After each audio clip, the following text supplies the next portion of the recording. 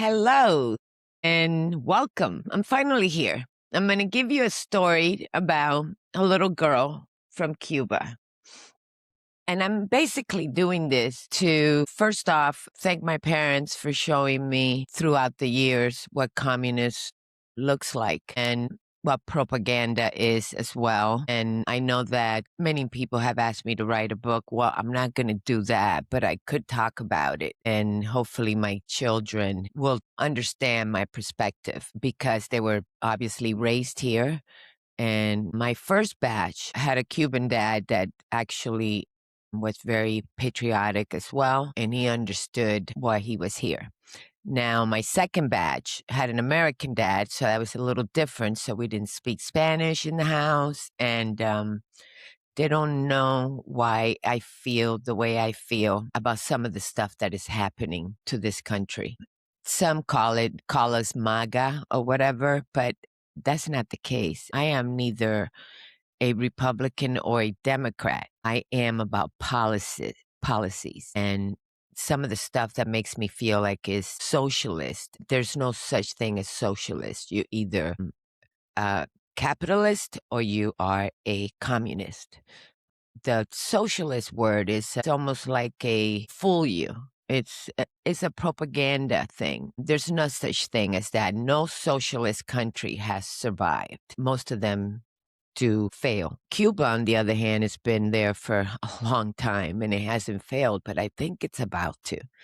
And I can't thank this president enough and his sidekick Rubio for this. And hopefully my dad can see a free Cuba before he dies. But anyways, I'm finally here to tell the story. After sharing all the newspaper clips, by now you know I'm a Cuban refugee. I was born in Havana, Cuba.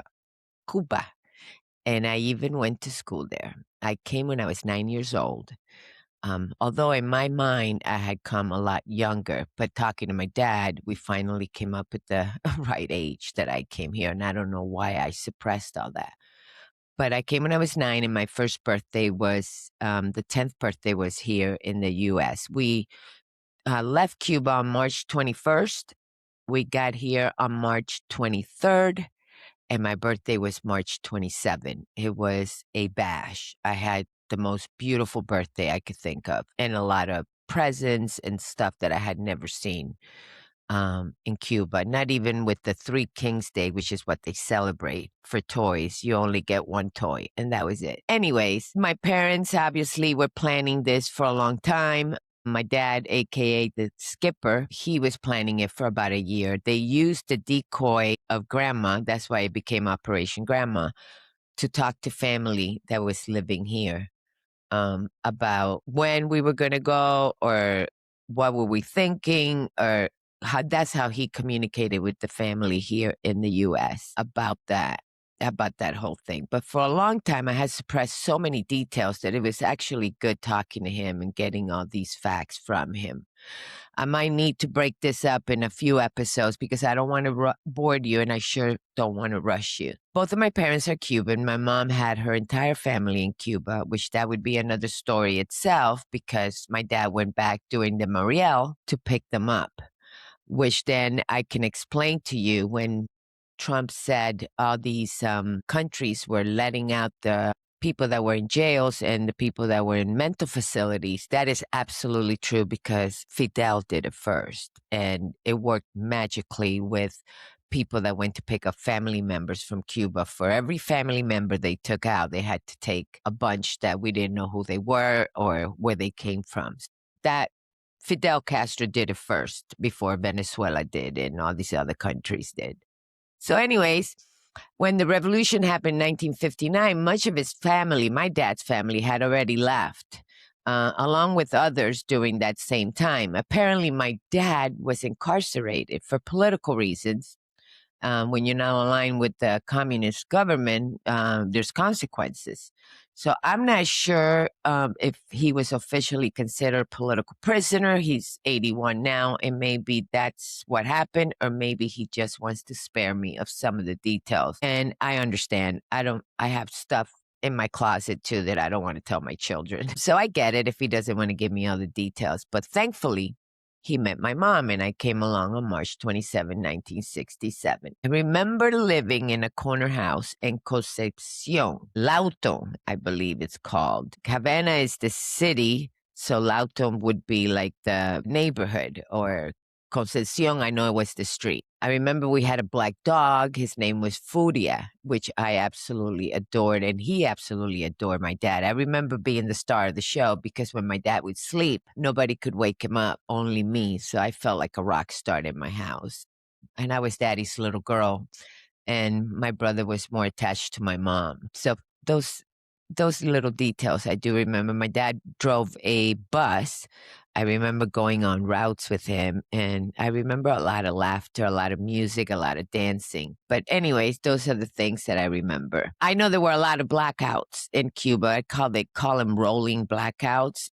And one time I was left home alone for a few minutes. My parents went to the neighbor's house, and because of a candle, a fire started.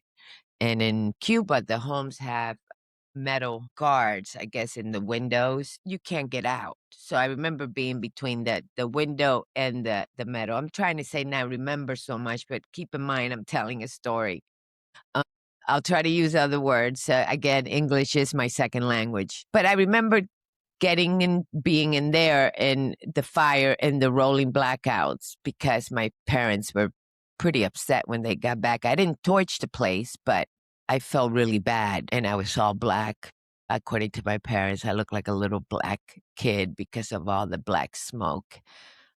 But yeah, that was some of the things that happened to me that kind of shaped me, I guess, as I move in this crazy world of life. My parents discussing the escape from Cuba, I do recall that as well too, and I even recall seeing them, the parts of the boat. There was a foam, a white foam of some sort, and the components, and then putting them together, and everything was hush hush. But I remember hearing them discussing this when we finally had the opportunity to try the first time, because they tried 2 times. The first time didn't go so well, and my mom was not having it. She didn't think that white float was gonna get us 90 miles away from Cuba, and she thought that that was going to be a big disaster.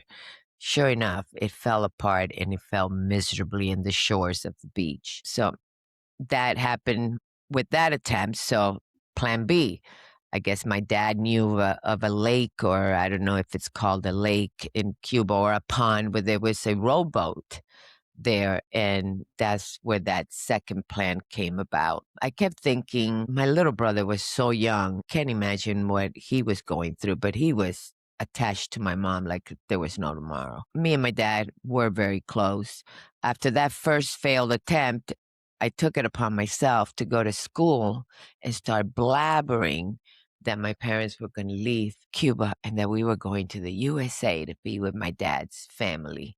I told anyone who would listen. Luckily, there was the teacher knew my parents, and she went to my house and told my parents that I was going to get them arrested. And I got a ass whipping like I've never had one before, especially I think that was the first time my dad actually hit me. I mean, there were many others after that, but I got into a lot of trouble. And back in the days, remember, they didn't believe in, what is it, when they spanking kids, that they spanked you, they slapped you, and I got a good one. But we didn't stop. He tried again, this time with a different boat, and one that had been stolen from the lake in Lawnmower, a lawnmower engine that had been converted into a boat. And this was by a friend of his. There was 8 of us on the boat. Technically, there was my mom, my dad, me and Uli, that's 4. My tia Cookie and Tio were the 6, and the other 2 gentlemen were the ones that were also helping with the boat. I think Ceballo was one of them who actually had the motor. So everybody played a part in it. In my memory, it was crowded either way and tense and quiet at the same time. I remember darkness and the sound of the water. I remember holding tight and staying close to my dad. As a child, you don't really understand the dangers of the risks. You just know something big is happening. I could feel the seriousness of the moment, even when I could completely didn't understand what was going on. The only thing that happened in that whole voyage for me, that night, the first night that we were, because we left at night, that night was pretty brutal. But it was okay because they still had water, they still had cigarettes, they still had coffee. So it wasn't nothing major. The second day, when the sun came out, we survived that first night. So everybody was happy. Again, there was still water, there was still things, everything was good. The one thing that comes to my mind is seeing a school of dolphins that surrounded the boat. And my goodness, I had never seen one before. So that was like, oh, wow, what this is beautiful. As a child, I thought it was the most beautiful thing I had ever seen. I was so excited. I tried to stand up, look at them, but my dad screamed out of nowhere and said, no, they will tip this boat over. I don't think I could ever forget those scream because everybody went into like pause moment and you couldn't even move in this boat. Any sudden movement, you would have turned the boat over. So you were very tight in there. So those dolphins in the water were just incredible. And it felt like, okay, that means we're getting close to something because dolphins, we didn't know any better. They could have been anywhere, but we know they don't come to shore that often. So we knew we were really in the deep sea. We thought maybe it meant we were getting close. Everybody was excited, but couldn't move. But deep down, we lost the dolphins and we moved on from that. The dark night came upon us. And it was, again, another night. Honestly, don't know how anybody made it through that night or the trip. I got to give credit to my younger brother because I think he was just tied to my mom, holding on for dear life. My parents really took a chance to bring two young children on that journey. Some people might say that's crazy, but again, when you're in a communist country, you do some crazy stuff. And he had family here. So in his mind, I can see what he thought. I'm going to be rescued, and they have been talking back and forth with that grandma thing, and they knew more or less when my dad was leaving because that was the day that they were going to release his grandma or his mom back to the house, knowing full well that his mom was dead. So they kind of had an idea, and they were supposed to be looking for us out at sea. But it's a big sea, and I don't care if it's only 90 miles. It is big. And in that little boat that looked like an ant, after we looked at it from, after many, many months after, and we went to look at it, it was like, wow, we can't believe we did that. But anyways, his entire family was in the United States, and they had a boat, and they were going to look for us. My dad kept repeating that to everybody. Hey, they're going to find us. They're going to find us. Don't care. The mood on the boat felt heavy, almost like death. The ocean is so vast, and our little boat looked like a little ant in the middle of it. Many people felt that way, and no one would ever say anything. I think everybody was just scared. It's not something that was said, or I don't know. It was, according to my dad, everybody was pretty determined, but that second night was a little scary. Even though there were arguments and moments of desperation on that second full day in daylight, he never lost that determination. He was certain that they were going to find us. We were running low on water, and the adults had run out of cigarettes. Felt like a do or die moment. With a compass in hand, and a lot of faith in God, and many prayers to the saints of the Catholic faith, Santa Barbara, which is what they named me after, Barbara, La Caridad de Cobre, and of course, my dad is a faithful man of Shango, which is Santa Barbara. And my dad suddenly, out of nowhere, spotted a boat in the distance, and oh my God, did everybody mood change instantly. The boat still looked far away, but my dad was certain that it was a USA boat. He kept saying, there is no boat like that in Cuba, in Cuban waters, other than a communist coast guards, and they're not like that. So we knew then for sure that we were in American waters. But again, it's a big ocean. how does one determine whose water it is? I don't know. I guess that would be another show. But anyways, it wasn't a Cuban boat. The boat we're looking at didn't resemble a Cuban vessel at all. That's when we realized we had made it to US waters. What a feeling that was. Everybody's mood shifted immediately. They could hear the joyful cries from the adults. I could hear the joyful cries of the adults. Hope that we had found something. The skipper, my dad, tried to get us closer to the boat, but then suddenly the motor stopped working. So the men began to row.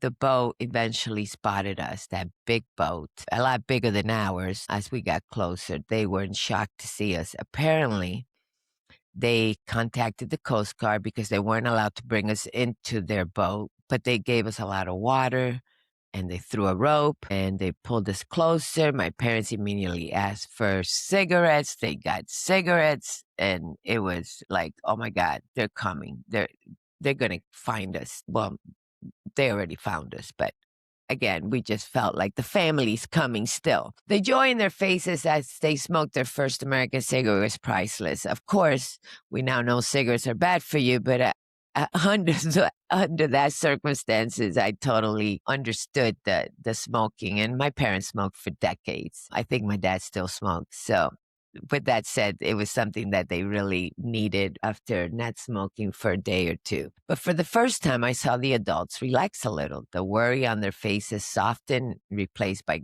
gratitude.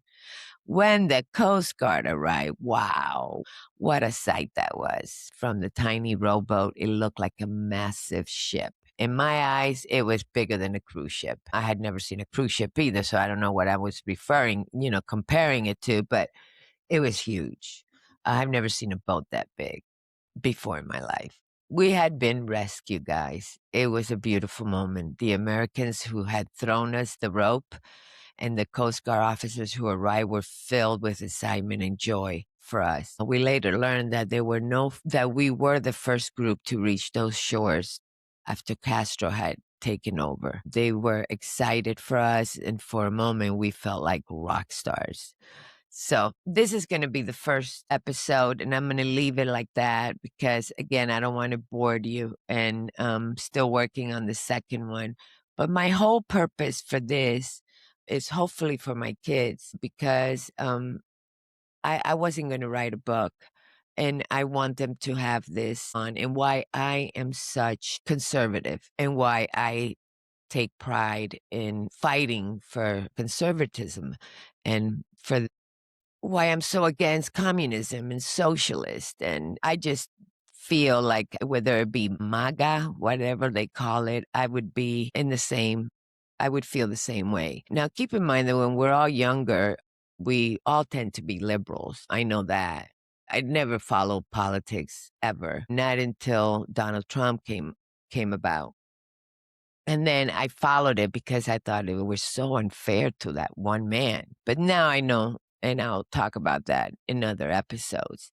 But it's when you come from a communist country, you're very careful. And the Democratic Party seems to have lost their way. Many Cubans were Democrats, and many Latinos are Democrats.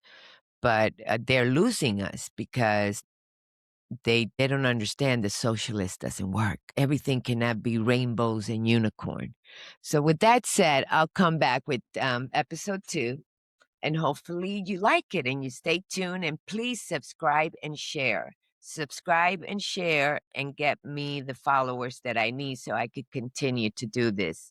And again, I'm doing it for fun. I'm doing it out of the kindness of my own heart because whether I get 1 view or 2 views, this is therapeutic for me. Me letting it all out, again, is very therapeutic. So with that said, love you, thank you, and we'll see you soon.